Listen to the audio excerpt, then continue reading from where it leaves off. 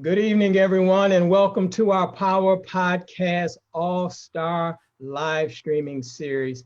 I am your co-host, Brother Bedford, and we want to thank you all for taking time out of your life to be with us this evening. We pray that you all are staying safe. We pray that you are taking all of the necessary precautions to keep you and your family safe. And we also hope and pray that we are doing our job by serving you and providing some of the best and brightest minds that Black America has to offer with you. So I need you to do a couple things before we get into tonight's. I'm extremely excited. I'm a big fan of John Hope Bryant, so I can't wait to hear exactly what it is that he has to share. But we need you to do a few things first. First and foremost, I need you to go ahead and type your name and where you're from in the comments section. That would give us a good indication where you're from. We know that people have been joining us from London, Africa, and the islands. So we've just been having people from all over the world chiming in to get this information. So we want to know where you're from. The next thing I need you to do is go ahead and follow George Fraser's fan page right there. Just hit that follow button, hit that like button, hit that love button. Then that would let you get all of the updated information from Dr. Fraser when he posts something special, something intriguing, something exciting for you to partake of throughout the day. You'll get notifications by simply following the fan page. Another way that you can get notified, and we highly encourage everyone to do this, just go to www.newblackpower.com and just give us your name and email, and I'll personally make sure that you don't miss any of the live streams that are coming up. And we'll also keep you updated and give you some of the past live streams that you may have missed. So go ahead and go to newblackpower.com and we'll be sure to get that to you. Also, last thing, mark on your calendar this Thursday, we have Willie Jolly coming up. So we've just been having star after star coming before you and sharing some of the knowledge, insight, and inspiration to you. So this coming Thursday, we have Dr. Willie Jolly coming. So go ahead and mark that on your calendar. And I know I said that was the last thing, but here's the last thing I need you to do. I need you to share this. Let everyone know that we're live and in living color right now with Dr. George C. Fraser and John Hope Bryant. Go ahead and share it right now. Invite your family and friends, put it in all your Facebook groups, and let them know that we are live. And now, without further delay, I'm going to turn it over to the hands of our host for this evening, the father of the networking movement, who's been the catalyst for many of us connecting the dots and taking our platforms and building effective relationships, 6 best-selling books on the subject. He's the founder and chairman of FraserNet. He's the founder of the Power Networking Conference, and I can go on, but then we wouldn't be able to get into tonight's interview. So without further ado, I want to put you in the hands of Dr. George C. Fraser. Thank you, Brother Bedford. I'm going to keep this short and sweet because I want to spend this whole solid hour, as much of it as we can, talking to a brother from another mother, John Hope Bryant. This is a brother that I've known for many, many years. He is really, in my estimation, the father of the financial education, the financial literacy movement, certainly in Black America, if not around the world, with the founder of, as the founder of Operation Hope. There is so much to say, so little time to say it. I have a truncated version of his bio. If I read the untruncated version of his bio, that would take up the entire hour. That's just how he rolls. So I want to welcome him with just sort of doing a dramatic read of his bio while he's sort of getting his stuff together. And I think I have a little surprise for him, or certainly I'm going to prick his memory on something maybe he has forgotten. So this is John Hope Bryant, one of the best looking dudes on the planet as well. He's brilliant and he's good looking. He's woke. He's conscious, right? He's playing a violin right now. You maybe you can't see him, but anyway, named as one of Atlanta. And my friend, a longtime friend, named as one of Atlanta Business Chronicle's most admired CEOs in 2018, America's Banker magazine in 2016 as Innovator of the Year, and the world's top 10 CEOs is an honorable mention, and one of Time magazine's 50 leaders of the future. and the future is now. He was named that in 1994. John Hope Bryant is an American entrepreneur and author, a philanthropist, and prominent thought leader on financial inclusion, economic empowerment, and financial dignity. I love that term, financial dignity.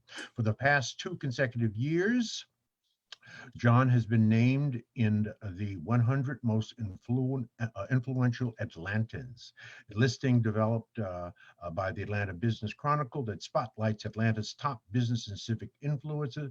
Uh, Operation Hope is acknowledged as one of the number 34, actually, Atlanta's 75 largest nonprofit organizations, included in the 2017 and 2018 Book of Lists, a publication of the Atlanta Business Chronicle. John is the founder and chairman and chief executive officer of Operation Hope, Inc., the largest not-for-profit and best-in-class provider in financial literacy, financial inclusion, and economic development. Um, uh, and economic empowerment tools and services in the United States for youth and adults.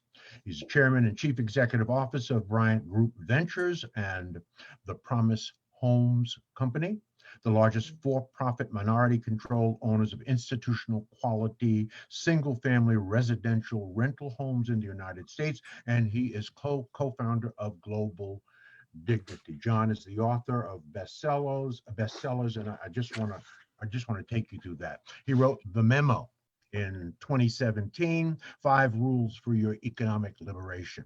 He wrote How the Poor Can Save Capitalism, Rebuilding the Path to the Middle Class. He did that in 2014. He wrote Love Leadership, The New Way to Lead in a Fear-Based World in 2009.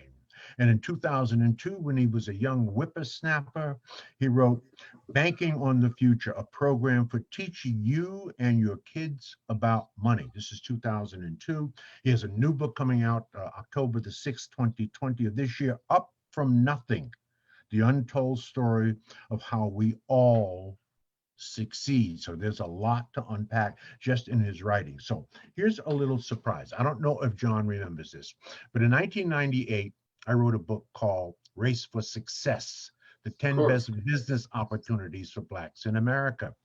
And on page 96, I wrote, and you can see it, it's highlighted here. Another person I admire is John Hope Bryant, a young man who was inspired to found Operation Hope, America's first nonprofit investment banking organization. Bryant told Black Enterprise magazine that Operation Hope was his guilt-ridden response to witnessing the riots in South Central Los Angeles after the Rodney King verdict. And I'm quoting him here. Here I was, a Black man who had left his community and become successful, thinking discrimination didn't exist. After watching the buildings burn the night after the verdict, I had to do something. He started Operation Hope. Ladies and gentlemen, my good friend, a brother of another mother, just an awesome thinker, thought leader, really the father of the financial education, financial literacy movement, certainly in our country, John Hope Bryant. John Hope Bryant, I genuflect, how you doing? What's happening? What's going on? As Marvin Gaye would say, what's up, my brother? Talk to me. So you don't walk on water, Dr. George Fraser, but you know what the stones are. You're a bad brother. I went flipping through the dictionary the other day, looking for cool brother, and it said, dang, there's a photo of George. What the heck? and the dictionary lied to me because it lied and said you had just celebrated your 75th birthday. I said, there's no way in heck. I know black don't crack. This is ridiculous. This crazy, dude looks like he's 35, not 75. And he defines making smart sexy. Defines it. We this country in the last 20 years, Quincy Jones told me it takes 20 years to change a culture. In the last 20 years, we've made dumb sexy. We've dumbed down and celebrated it. And now we have to make smart sexy again. And I think, Brother Bedford, you are in the right spot, the right place. Brother Bedford came to my office, said he admired my work and maybe he wanted to work for me. And then the phone rang and it was Dr. Fraser saying, well, I actually have a slot open. And he dropped me like a bad habit and didn't even say goodbye. Didn't say bye, Felicia, as he was leaving my office, ran over me. I got tire tracks on my face as he's trying to get to the real father of civil rights, which is George Fraser. You, in a very serious way, my brother, are following a path of Reverend Leon Sullivan, the first Black man ever to serve on the corporate board in America. I think it was a GM board, who created the African-American summits, who introduced me to Africa along with Ambassador Andrew Young. I mean, I don't remember those planes that went to Africa. When those planes went down, all of Black America would have been doomed. Jesse Jackson, everybody was on those planes. Dr. King, the entire King family, you, me, and that's when we called President Clinton an honorary Black man. But really, Leon Sullivan, Dr. King, Ambassador Andrew Young, Frederick Douglass, Du Bois, this long, Harriet Tubman, this long trajectory of civil rights to silver rights. Civil rights in the streets, silver rights now in the suites. Civil rights about race and the color line, yes, extremely important, is real. Silver rights about class and poverty.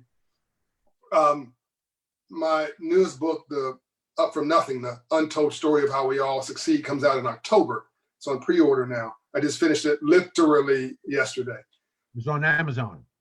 Yeah, well, hopefully it's everywhere, but yes, certainly on Amazon. And I'll also be reading it in the coming weeks. I'll do an audio version. But I note in the book that the word millionaire came, one of the top 10 words in the world, up there with Jesus and a few other things. The word millionaire, innovated in 1850 out of New York, financing the cotton and other things came out of the South, but mostly what they call white gold, cotton. Cotton took hold after almost dying because of the cotton mill. And the cotton mill, of course, unfortunately made Black slaves, I think it was 20 times more valuable. And that's unfortunately why slavery took off versus died. And you had this reverse transfer of wealth where you did not get the fruit of your labor. So today, if Brother Bedford wants to see the fruit of his labor and understands the difference between getting paid and being wealthy, because wealth, it starts from the neck up and getting paid is from the shoulders down. But Brother Bedford being smart, that's why I want to go work for you, not me. He today can have the fruit of his labor, his hard work, his sweat. An entrepreneur works 18 hours a day to keep him getting a job. So he can take his 18 hours a day, or work from you 9 to 5, and work from himself 5 to 9.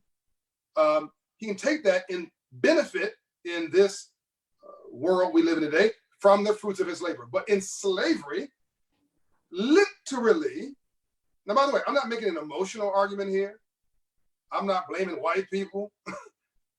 Just to be clear, there were slave traders who were Black. How do you think you got from the African continent, by the way? You think that white folks just walked into Africa and picked us up? So this was economic, unfortunately, bad capitalism.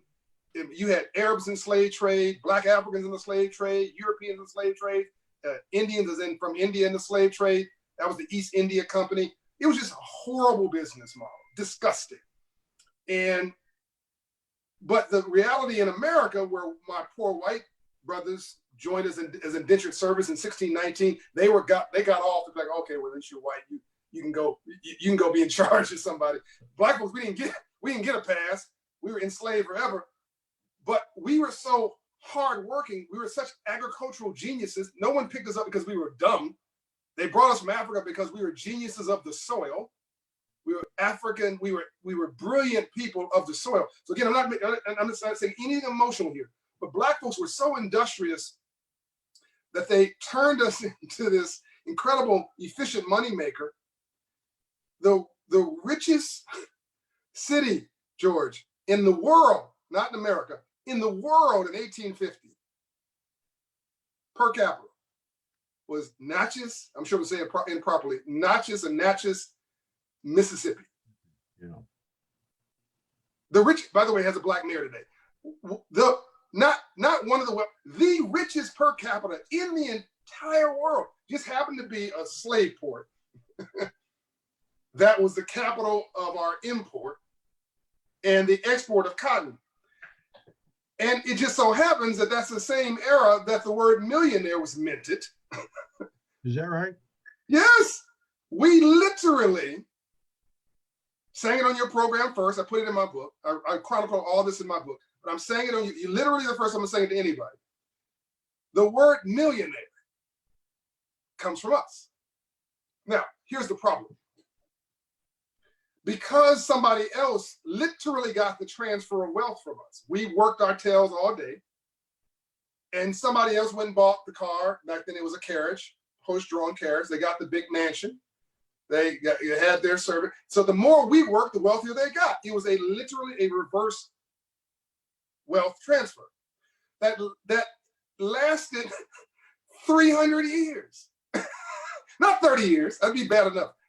300, when everybody else in the world stopped slavery, like, oh, this is really horrible, it's disgusting, it's immoral. You know, we made a little bit of money, we should probably stop this before God really gets mad at us and punishes like most subsequent generations.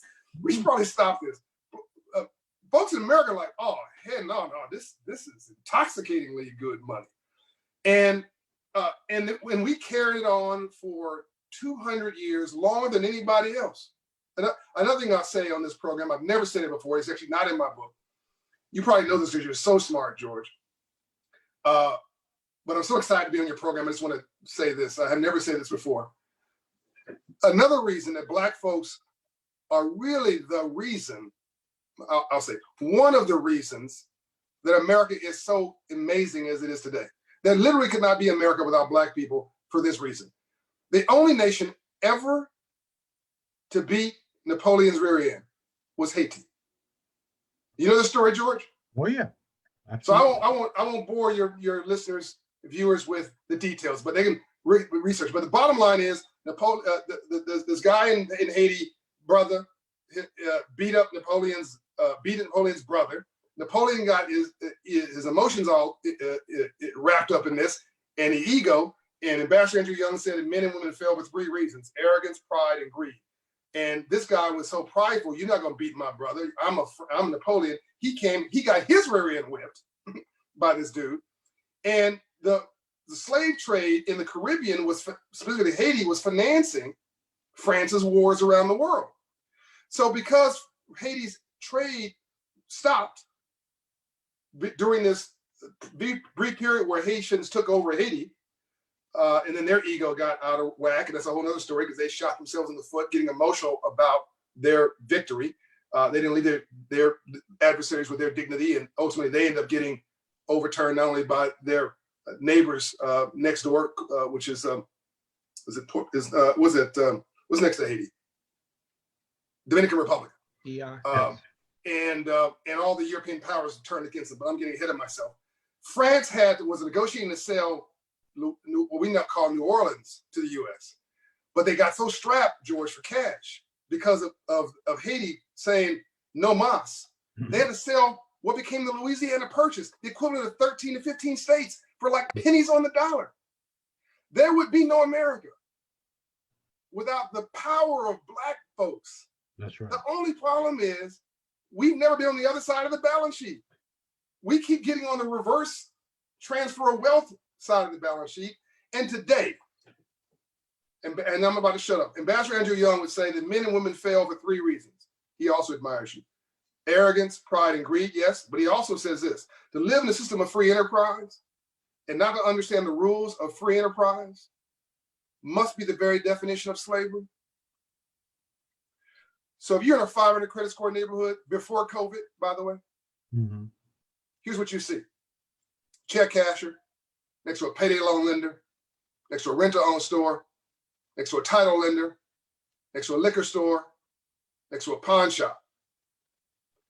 And a church down the street trying to make you feel a little bit better once a week. That's what we call therapists, because we don't want to admit that we cray-cray. So we go to a church and we scream and holler on Sunday to make ourselves just sane enough and just calm enough to go back to work, whatever, on Monday and do it for another week. But I could have described there, George, a Black urban community, but it's also a poor white community. Poor white rural neighborhood has that same profile, 500 credit score community. So I've now decided that, and by the way, outside of a military base, you have all races of people and those same predators at the gates. So I'm now convinced the color is green. I'm convinced now that the way we transfer this is not arguing about black and white or rich or poor or Republican or Democrat. It's the get it done party. It's moving your credit score 120 points. Nothing changes your life more than God or love than moving your credit score 120 points.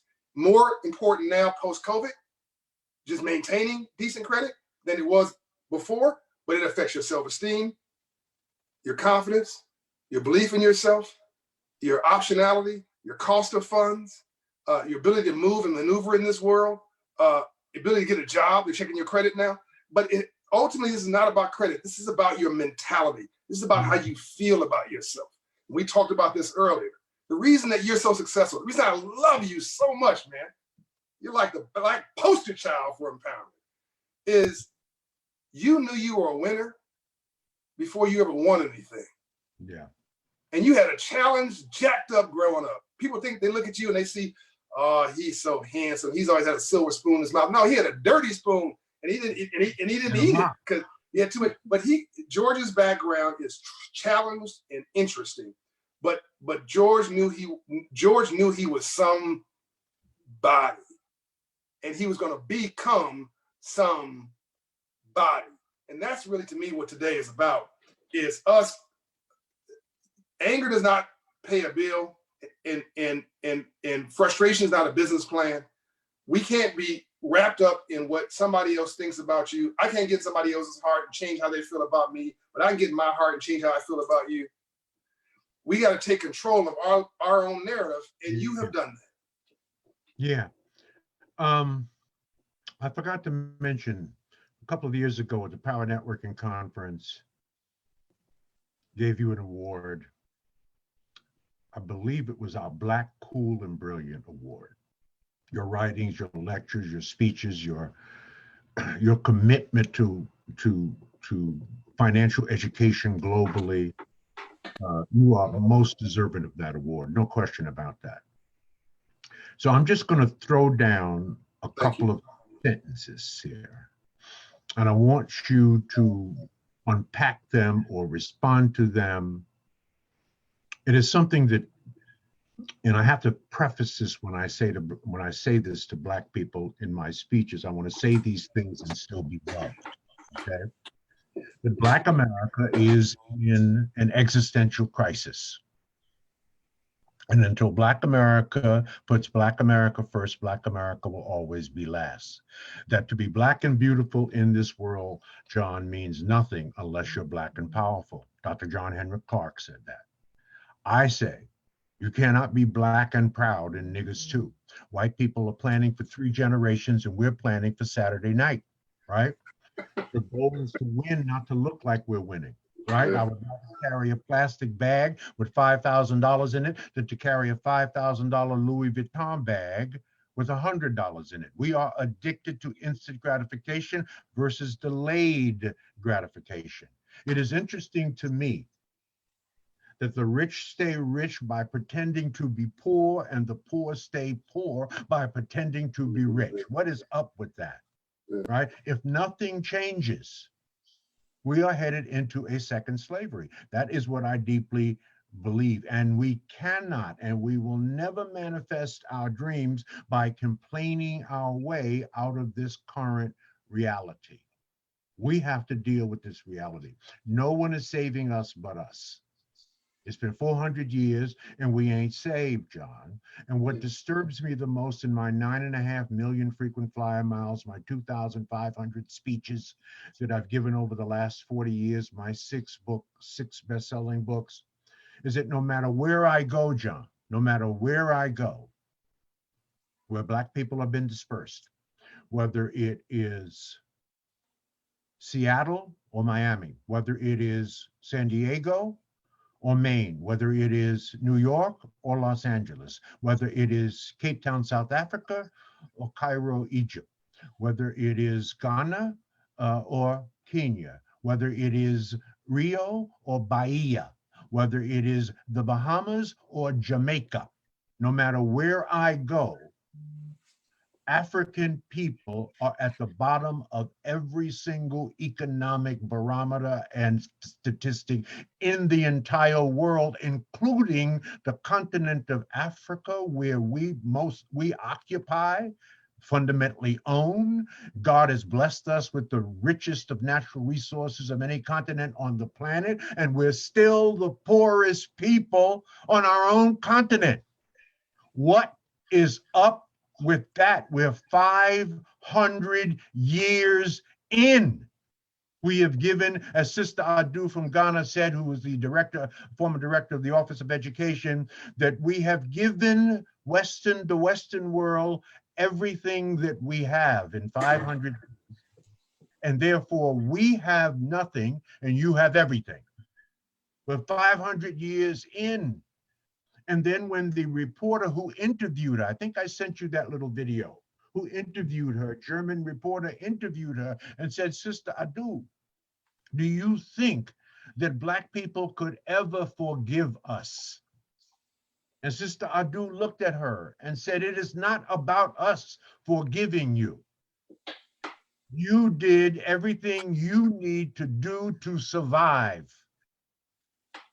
The problem we have is we haven't done everything that we need to do to survive.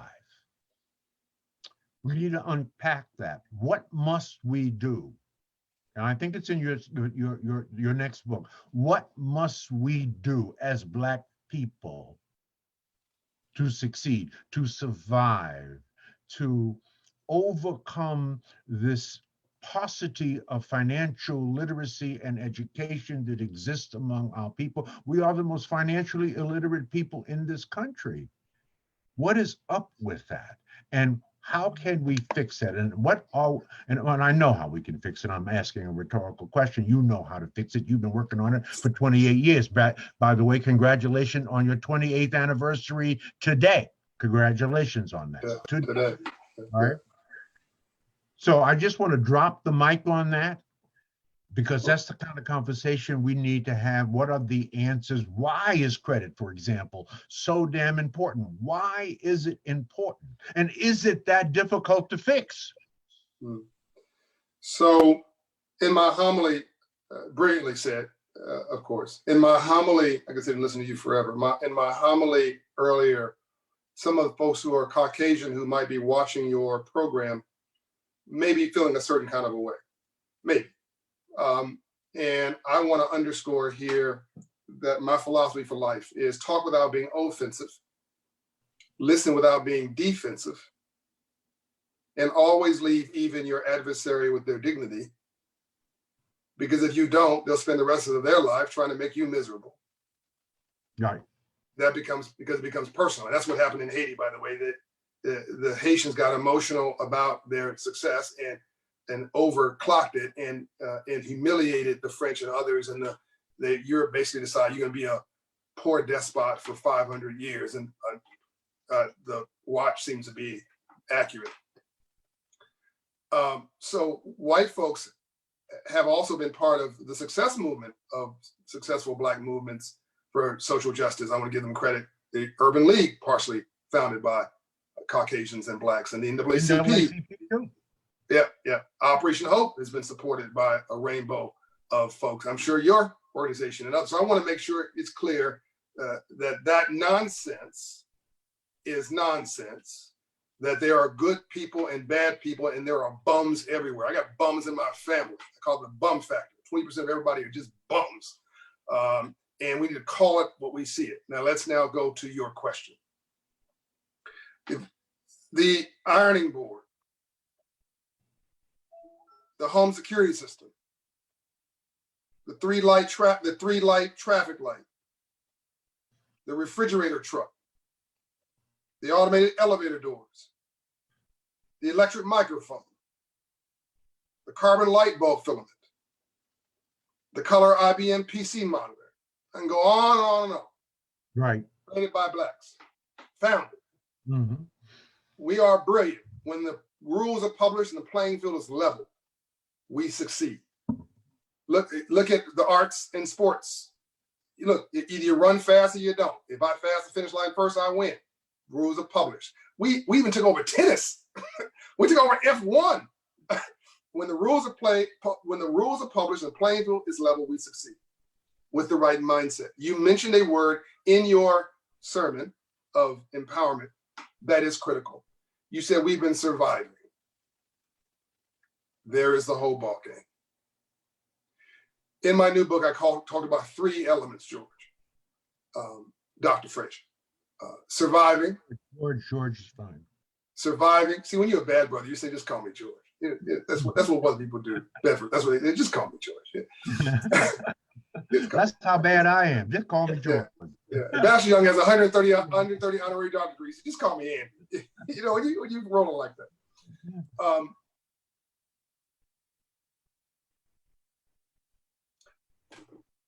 Surviving, thriving, and winning.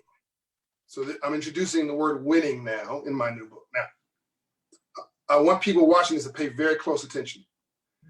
A surviving mindset is what you do when you know you've been put upon and you have got to somehow get through it alive. And when that's happened to you successively long enough, you get what I call modern urban, in this case, PTSD, post-traumatic stress disorder. You become experts at surviving, not thriving. Your life becomes about ready, fire, aim. When problems hit you, because life's all about solving problems and how you manage pain. When life and pain hits you, you react, you don't respond. You become emotional, not passionate. Mm-hmm. You let other people and circumstances get you off your game. And while other folks are talking about their great ideas, you're talking about other people. While other folks are talking about building wealth long-term, we're talking about getting paid short-term. We want to get rich, but the basketball player on the NBA team, but my friend Tony Wrestler is sitting there on the 3rd row in jeans and a turtleneck with no fanfare, owns the team. He's talking about building wealth. He's bought the team with his petty cash, but the members of his squad are rolling in the most expensive cars you can imagine, dripped in finance jewelry, but he's paying them with his petty cash. He's writing the check, they're cashing it. Mm-hmm. You can never build wealth with a surviving mindset. The number 1 country, number 2, number 3, number 4 country in the world for patents is also the number 1, 2, 3, 4 country in the world for GDP. Conversely, the country with 1 patent is a war-torn, incivil place of pure terror where you're just, surviving. You cannot create genius in an environment of warfare. I'm being dramatic for a point here. You need calmness and thoughtfulness in order to have an environment of creativity where the endorphins on the right side of your brain pop. Because that's where love, charity, compassion, joy, faith, confidence, belief, opportunity, hope exists. And once the endorphins click on the right side of your brain, it's a doorway to the left side of your brain, which is the analytical side. But if the right goes dormant, George, if the right side goes dead because you've been traumatized, you're trying to anesthetize yourselves from pain. Now all of a sudden, everything short-term feels good to keep you, just forget about your mess. Alcohol, all the INGs, drugging, drinking, shopping, texting, partying, hanging, but you know what you ain't doing? I say ain't no purpose, is doing, executing, Right. all right? Building. It's the wrong INGs. Now let me be very specific. I'm gonna tell you a story that I've never told anybody. It's in my new book, but to me it's the whole book. A guy named Mike Maple Jr. You don't know him, no one's ever heard of him, but he's worth about $500 million. He's a venture capitalist, top 10 in Silicon Valley. I'm having breakfast with him. Hey, Mike, how'd you become Mike? Make a long story short, he says, well, you know, my mom and dad, tell me about your story. Oh, this is normal mom and dad. No, mom, tell me. Well, my dad worked for Microsoft. Okay, what did he do at Microsoft? Well, he worked for Bill Gates. Okay, now, typically, somebody who's an assistant vice president, 20 levels down says that. This dude's father was number 3 at Microsoft. Now, so give you some texture for his dad. He created all products. So Microsoft 365, all that he created. This is his dad. So Mike's got a little business. It's a video, I think an arcade business. 15 years old. First of all, that's impressive enough. I think Bedford, George, if we saw that in our neighborhood, black person, young black man, young black woman creating a business at 10, 15 years old. We, by the way, George and I both started business at 10 years old. So we can relate to it. But that's impressive enough. Fair enough? Sure. Okay. So now we're going from a surviving mindset to a thriving mindset. Okay, step in the right direction. So George has got a video business at 15 years old. George says, you know, Dad, I think I want to sell this business to Disney. Now, first of all, if a 55-year-old man thought he had a business well, smart enough, big enough, sharp enough to sell it to Disney, we'd all nominate him to the Black Enterprise list. We'd all say, fantastic. Mike Maple's father said, I'm disappointed in you. That's not how this family thinks.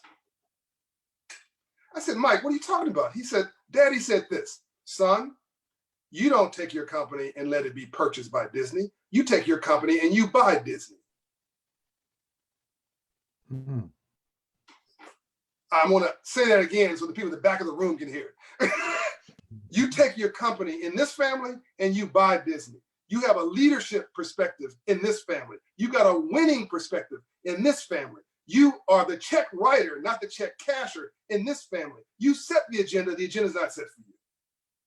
At 15, can you imagine?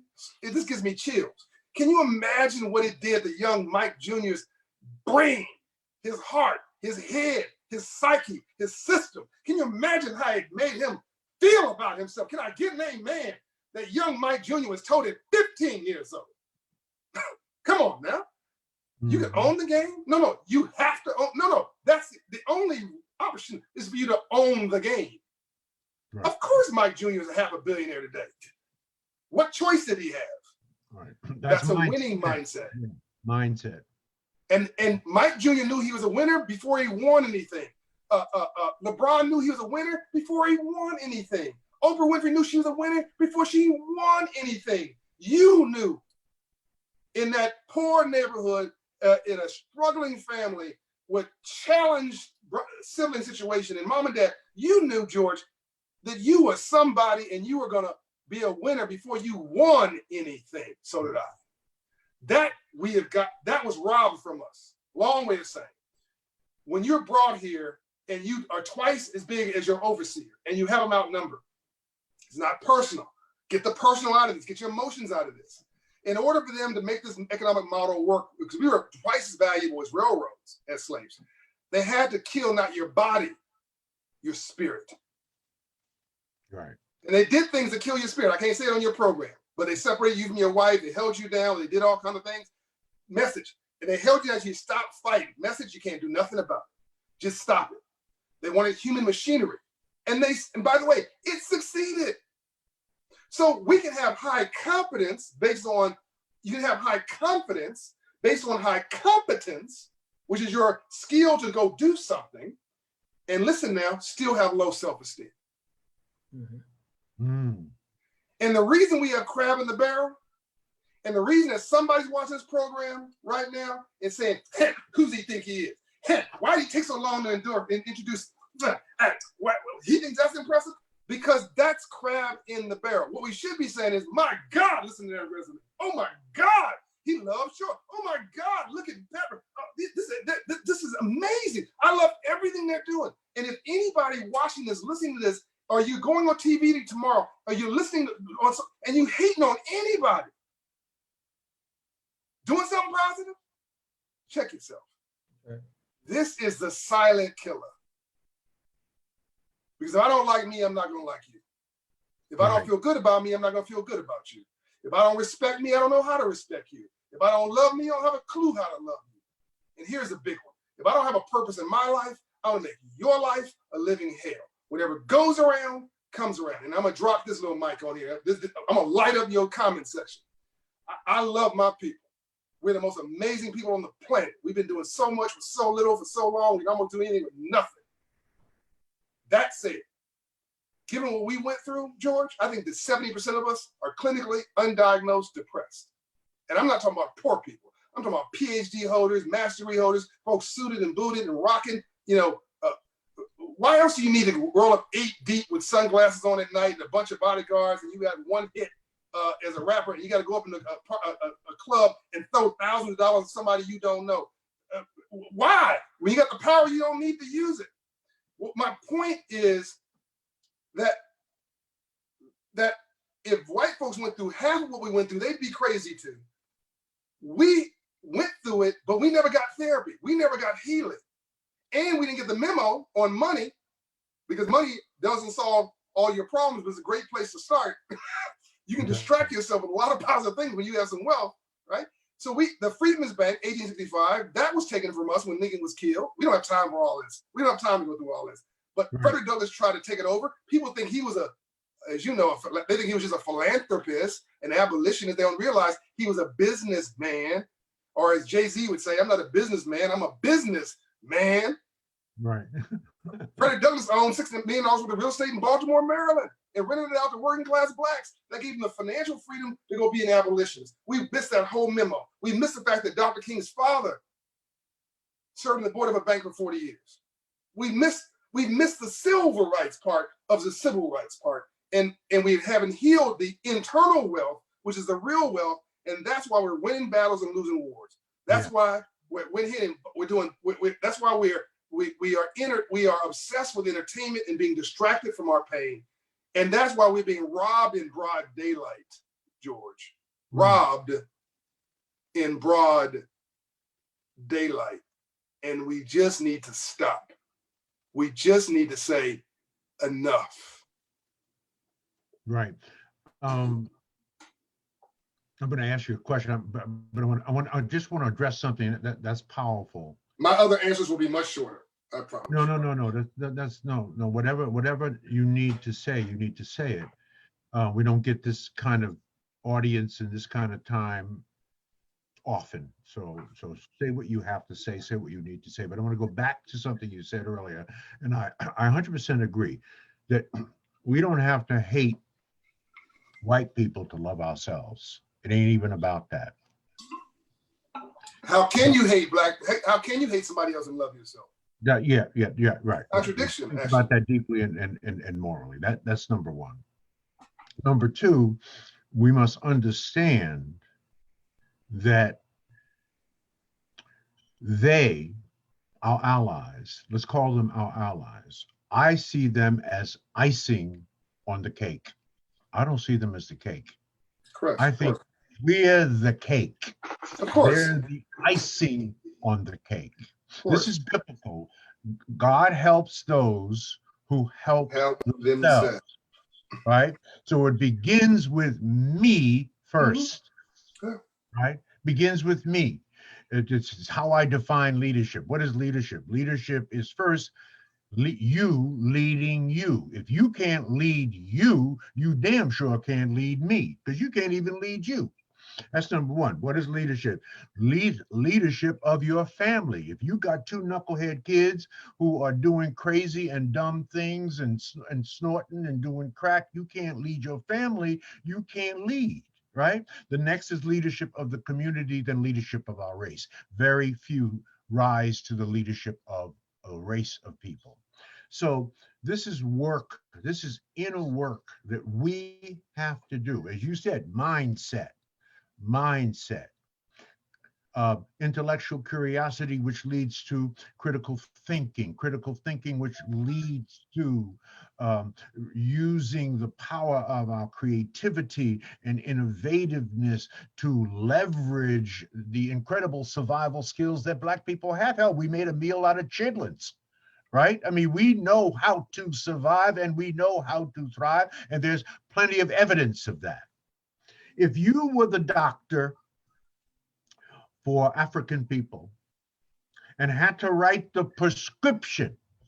Now, you may have already commingled your prescription in some of the things you've already said, but if you had to write a prescription for us for the next 100 years, we've got to be on this prescription every week for the next 100 years, right? What would that prescription read? What would it say? What are the things that we have to get right to move away from this crab in the barrel mentality, to move away from this notion that Black people are out of their natural minds, right? It's as evidence in how we don't recycle our dollars, how we are the consumption class, they are the merchant class. We buy stuff, they make stuff. What's the prescription for that, John? Number one, we have to accept and acknowledge where we are.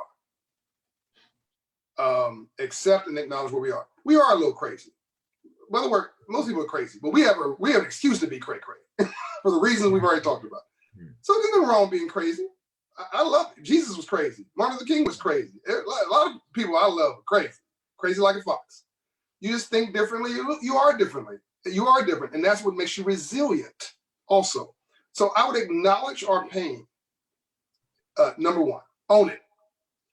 Number two, when you get mad at your son, let's assume Brother Bedford's my son, and Brother Bedford does something stupid. I'd say, Brother Bedford, you anger me, you future entrepreneur. You anger me, you undisciplined future doctor. We need to call up our future, even in our worst moments. We need to own our pain, because rainbows only follow storms. You cannot have a rainbow without a storm first. You cannot grow without legitimate suffering. We need to tell our children every day, as my mother told me, I love you. You can do anything you want to do. Somehow you survived, George, without that. You thrive without that. But I had the benefit of my mother pouring into me. You are somebody, I love you. And that boosted my self-esteem. As Quincy Jones would say, not 1 ounce of my self-worth depends on your acceptance of me. As Reverend Murray would say, it's not what people call you, it's what you answer to that's important. Never, ever answer out of your name. And then I added, to argue with a fool proves there are two. Number three thing we should do is, as a result of being told that we are somebody, believe that we are somebody. Number four, we need to be obsessed with education.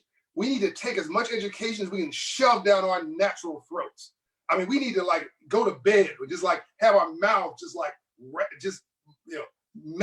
manually held open, and somebody's pouring education every waking and sleeping moment we have. As much education as you can possibly handle, because that sets you free. We need a lesson in financial literacy. That's the new civil rights issue for the 21st century. We need a lesson in computers. You need to turn your dumb phone into a smartphone. Start researching something other than a concert. There's no excuse. It's all there. We need to become curious again and not angry anymore. Anger robs you of the energy you need to be curious. Right. That's a good Be point. children again. Here's a big one. Stop hanging around broke people. If you hang around 9 broke people, you'll be the 10th. When I was coming up, in Compton, California. I needed a job as a busboy. I wasn't very good at it, but I needed a job. I got on the bus. They called it RTD, rough, tough, and dirty. That was a nickname in LA, Rapid Transit District. And I took the bus an hour and a half from Compton and ultimately South Central LA to Malibu. Because I was going to work at a restaurant. It wasn't going to be a raggedy one. It was going to be one where the rich people were. I didn't understand it. I know rich and wealthy. I just knew somebody who had a nice car. Then I got there like, okay, these are bankers and these accountants. That's nice. But then I want to understand where wealth is. So I then became a waiter, the worst shift they had possible in Malibu, California, deep Malibu at Joffrey's Malibu restaurant. Never told this story either. Joffrey's restaurant, Joffrey Etienne, who's the owner, God rest his soul. Harvey Baskin, who walked around with a Jesus robe every day, Jewish. And he's worth $200 million in, $1 billion, maybe $2 billion today. I went there and worked long enough to be able to quit that raggedy job as a waiter to become an assistant to Harvey Baskin. So I didn't go to college, so I wanted a college degree through mentoring. So I want to be obsessed with mentoring, obsessed with internships, obsessed with apprenticeships. This was my mentoring internship apprenticeship. I worked for this dude, paid me $19,000, $20,000 a year. So one day I asked him to go to dinner. And we got dinner in a fancy restaurant, his choice.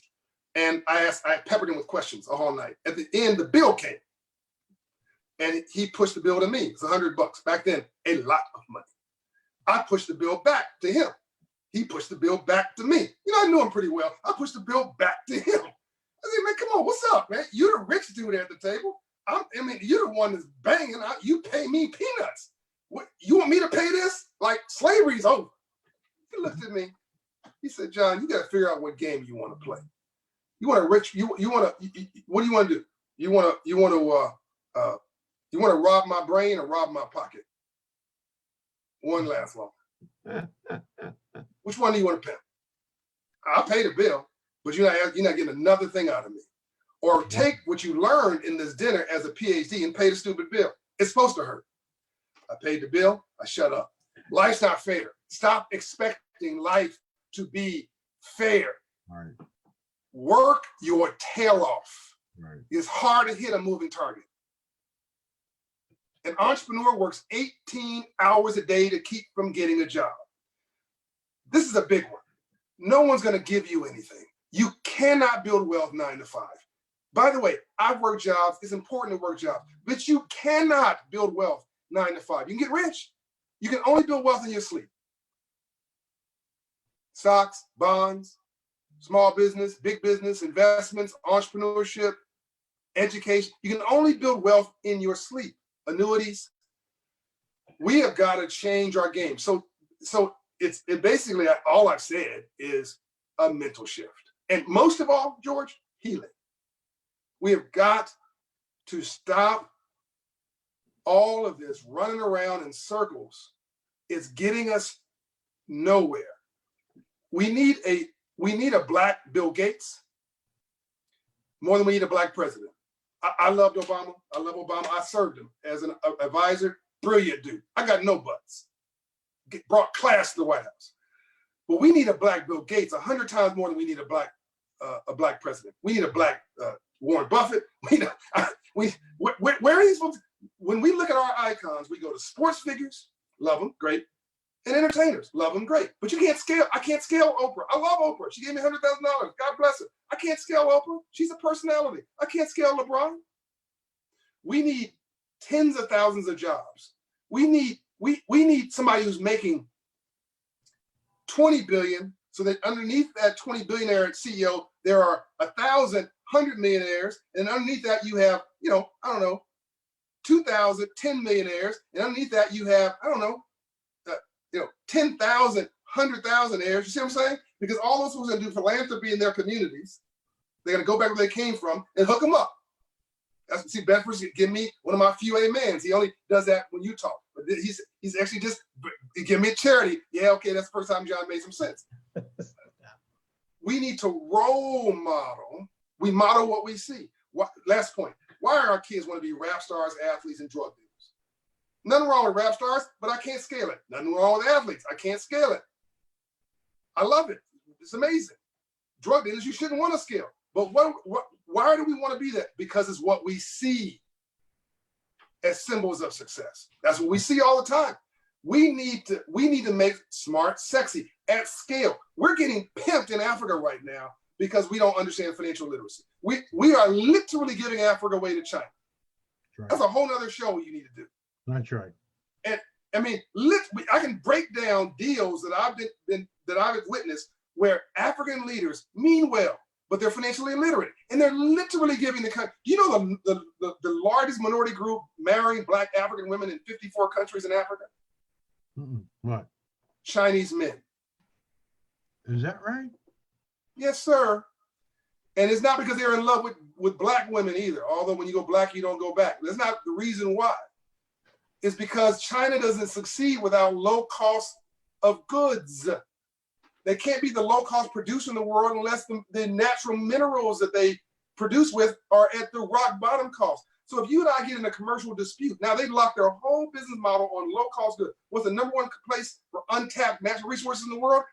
Africa. Now, right. if you and I doing business, George, and we have a dispute, you say, John, go spit, go away. We're done. But if I'm married to your sister, we work it out. We're family. We work it out. They just locked in, intertwined their whole business model with Africa. This is a game being played here, and we're being played by it. We're not playing masters of it. And that's what I want us to transform. Yeah. Powerful, powerful, powerful.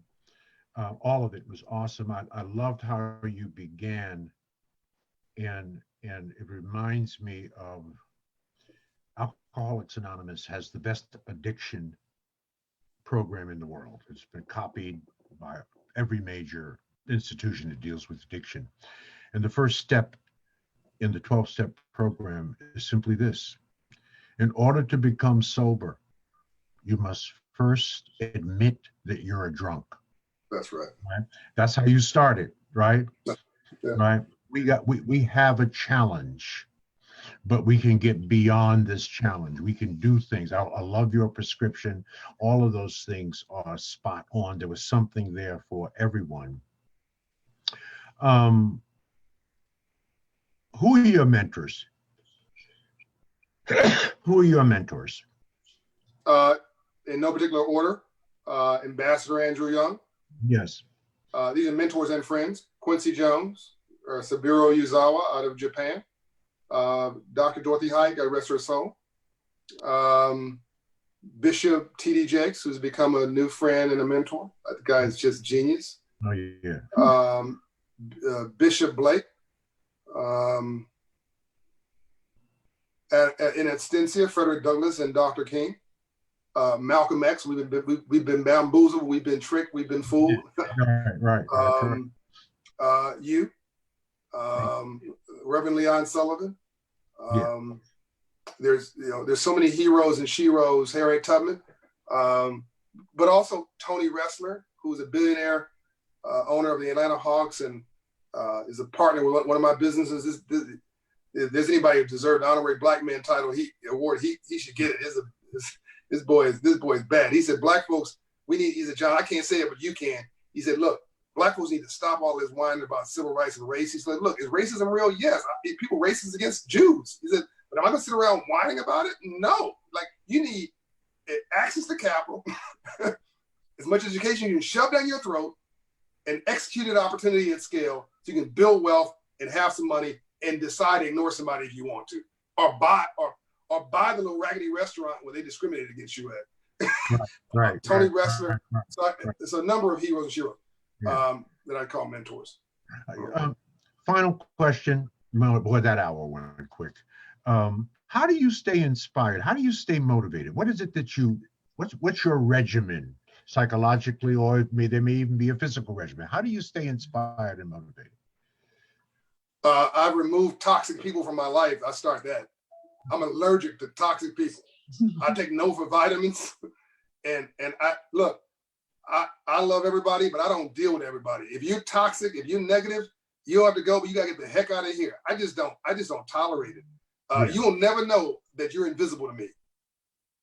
But once I've written you off, hey, hi, you invisible. Hey, hi. Yeah. I'm just trying to get you through past me as soon as possible. So I am just consciously oblivious to most things around me. You love me, great. You hate me, great. You admire me, I appreciate it. You despise me, your choice. I just am oblivious.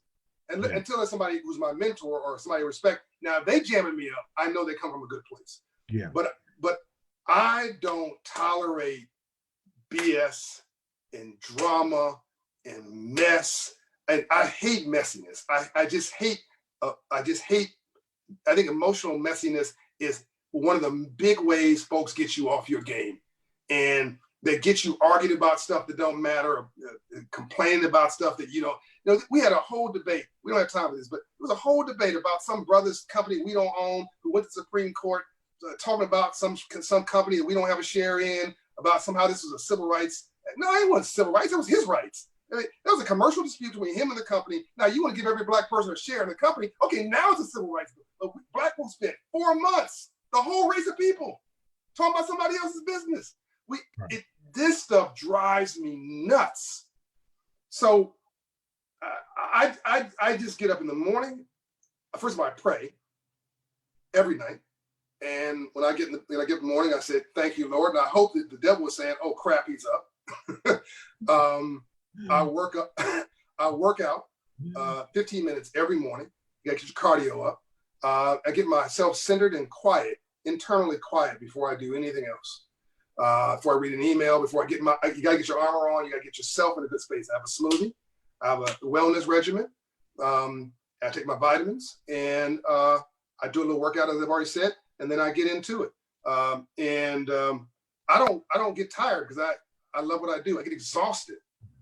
Yeah. I get worn out, but I don't get tired. If anybody watching this gets tired, they need to go find something else to do. That means that you're not living your mission, you're not living your truth. I absolutely love every moment. And I guess the biggest thing, George, is this. The Bible suggests be hot or be cold. If you're lukewarm, I'll spat you out. Translation, even God doesn't like mediocrity. So if you just going through the motions, if you have pregnant, if you're not excited about anything, what are you doing? And why?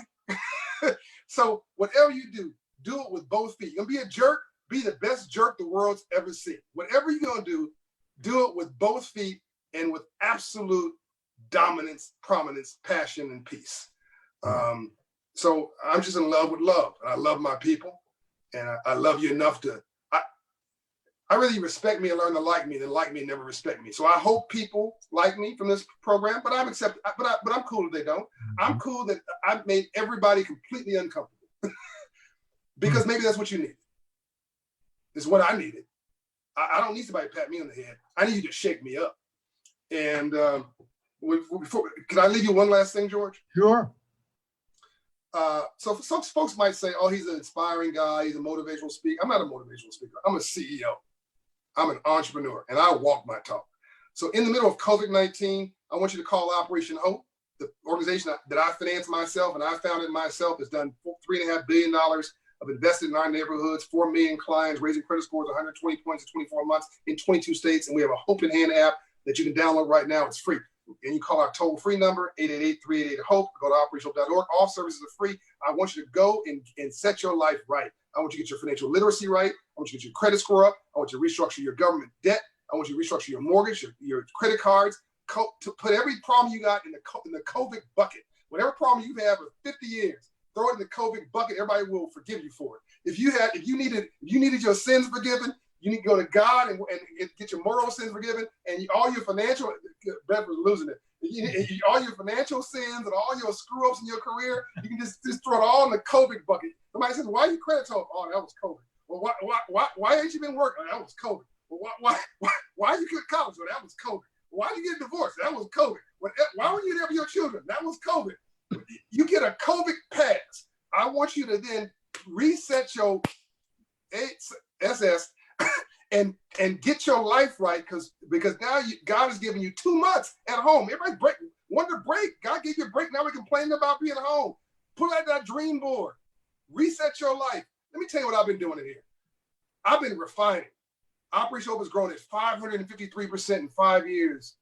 My website crashed 2 weeks ago, George. Crashed. It hasn't crashed in 28 years. It crashed on Gayle King's CBS show. And my white friends are like, oh, some free stuff on financial coaching? Give me that, right? I want my people to grab this service. But here's the other, my for-profit company in real estate. Here's what I'm talking about. Ignore the noise. Listen to me now, everybody. Mental space. Everybody's telling me real estate will crash. Oh, if you're a landlord, you're going to be in trouble. People are not going to pay you. You know what I said? Wait a minute. I own $100 million worth of homes. You know what? I think differently. What I think is, if you're in an apartment building and you're paying $1,000, $1,400 a month in rent, and you got people on top of you, to the left of you, right of you, you packed in, you got no social distancing. You know what? I think those people want to live in a single family detached home with a front yard and a backyard and 1,400 square feet for $1,100 a month. So I told my people to go market to them. You know what? My occupancy did this in the last 2 months. I got 94% occupancy in the middle of COVID-19. I'm profitable, George. Wow. Running an auto business. I've got enough cash flow right now, even if folks flake on me, to last for another year. This is just simply me training my mind to be different. And there's going to be opportunities that's coming through COVID. On the upside is America's going to be on wholesale. America's going to be on sale. Stocks under market. Bonds, not bonds, but stocks under market. Real estate on discount. Businesses are going to need to merge. Big companies like Gap are going to be shedding divisions. I want you to get your credit right. I want you to have a little bit of cash flow. I want you to get your mind right, because I don't want you complaining that you missed this train when let somebody else own the game. Right now, we're living in a moment in history. As my dad would say, right now. So don't take this as some philosophical journey with George Fraser and it was a nice speech. No. History doesn't feel historic when you're sitting in it. It feels like another day. But that doesn't mean the moment you're in is not historic. Amen. John Hope Bryant, you are a beast. And I mean that in a good way. I mean, you are just in beast mode. Every time I see you, every time I'm around you, you are in beast mode, and I love you for that. We even ran out of time for questions this time around. But sorry.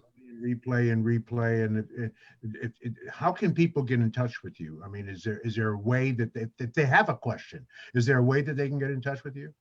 Sure. My assistant will hate it, but Tina Fair is my assistant, and that my office is in Atlanta, Georgia. So if you're good enough to find Tina Fair in Atlanta, Georgia, then you're as good as me tracking Andrew Young down for 10 years. That's exactly what I did. I irritated that man so bad. He's like, who is this? Yeah, I'll mentor you. Yeah, whatever. Just to shut you up. Yeah, fine. Come and meet with me. And he's like my play father now. So Tina Fair is my assistant, FAIR. Go to operationhope.org for our services. Go to 888-388-HOPE. That's our toll-free number. Or download Hope in Hand or get your own financial coach online. You can see a coach visually or deal with them on text or email or by phone. All services are free. That's how you get a hold of me is get a hold of my team to transform your life. And then, of course, you can always come to me through George. Amen. Brother Bedford, we ran out of time for questions tonight. Yeah. I apologize to you because Brother Bedford is in charge of Command Central, and he manages traffic. I just enjoy seeing him crack up every now and then. That's been my pleasure tonight. I just want to close by making our offer tonight. As you know, for each of our podcasts, we sort of have a lottery ticket for 5 Power Networking Conference registrations. A very special deal. And so I just want to remind you, the conference, of course, has been moved to October the 14th to 17th. We want to see you there. It's in Houston at the Hilton of Americas. Yes, we will be having our conference. We're thinking positive. We're thinking, it's going to be just fine. Okay, so be there. But you made a mistake, Dr. George. You said 5 conference certificates you're giving away, but that doesn't include the 5 I'm paying for that you can also give away to your conference. Oh, okay. Well, all right. That's a whole nother. So let me tell you how this works. That's awesome, though. That's awesome. So here's what we're going to do. John Hope Bryant has said he's going to, now we're going to charge John Hope Bryant the same price for this registration deal that we make available, right? That we're going to charge you. So we're now going to, because normally we only allow 5, right? And so the first 5 get this deal that I'm making from the Power Networking Conference. The second 5 get John's deal, which is basically he's paying us for you to come. But the deal is simple. A full registration at our conference is $1,500 for an adult, and a student registration is $800. You combine that, that's $2,300. We're going to reduce that by $1,900 and give you a student and one adult in one package for $399. The first 5 people get that deal. You get it by simply emailing me. You cannot go on the Power Networking Conference website. You cannot get that deal. Put it, I'm in, gfraser@frasernet.com, gfraser@frasernet.com, gfraser@frasernet.com. Put your cell phone number in the body of the email and your full name, your cell phone and full name. The first 5 get the special deal that we normally make. It's only limited to 5. We normally get a lot more than that, but we only honor 5. The second 5, and it'll all be timestamped. You know, all emails are timestamped. The second 5 will get John's deal. John's paying for that. It's a gift. I mean, it's love. John's paying for that. So that's how we're going to do it. So we're now limiting it to 10 tonight because John was gracious enough to do that. I mean, and I didn't ask him. I mean, that's a gift of love. I really, really appreciate that, John, and I'm sure that our viewers tonight appreciate it. I want to close with a quote from Amos Wilson, Dr. Amos Wilson, because this so reminds me of you in terms of your vision for us. And it was Dr. Amos Wilson who said in 1994, he died in 1995, he said, our refusal as Black people to confront the issues of money and wealth is going to end up with our very lives being threatened as people on this earth. That's what he said. He said that in you can see it on his YouTube video on YouTube. 1994, he died in 1995. You, John Hope Bryant, have recognized that. 28 years ago, you took action to mitigate that and to help us to understand and to deal with the issues of money by way of financial education, financial literacy, providing services and products to our people that move them forward in this space. We love you for that. We are indebted for you that. We hope that you spend the rest of your life doing that. And you have inspired me. I've learned so much from you. Thank you for being supportive of our WINS Wealth Building Centers and curriculum, which we put into the faith-based community and to our Black churches and giving them a system to educate their congregations. Thank you for being supportive of that.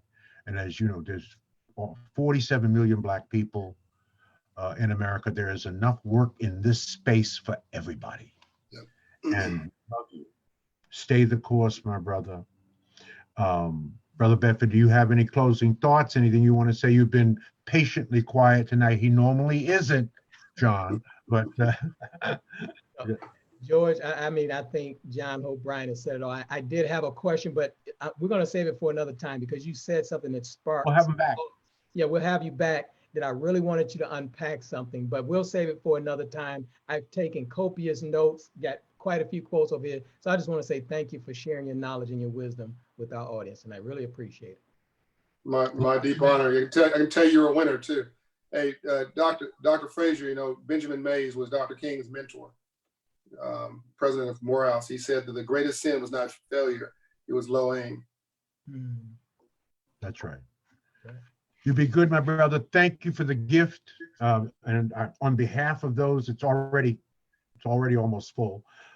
Thank you for that, man. That is generous, and we love you, man. And stay the course. We're gonna have you back. But there's just too much information to unpack. We just didn't have enough time, and we promised people a crisp hour. We already went over by 15 minutes, but all worth it. All worth it. We could have gone another hour. That's. Yeah. I just want you, George, I just want you to know I'm happy to be generous to support your movement. And I'm so happy to send you my combination of food stamps, Mexican pesos, and Russian rubles to pay for that. I'll take them. I'll take them. And post-dated checks. Right. If you have any yen, you can throw some yen in there, whatever. Brothers and sisters, it was an awesome evening with the awesome winner in his mind and in his heart and in his spirit, John Hope Bryant. Thank you, John. Have a good evening. Like. All right. Take care, everyone. Thank you, John. Thank you, Brother Bedford. Thank you.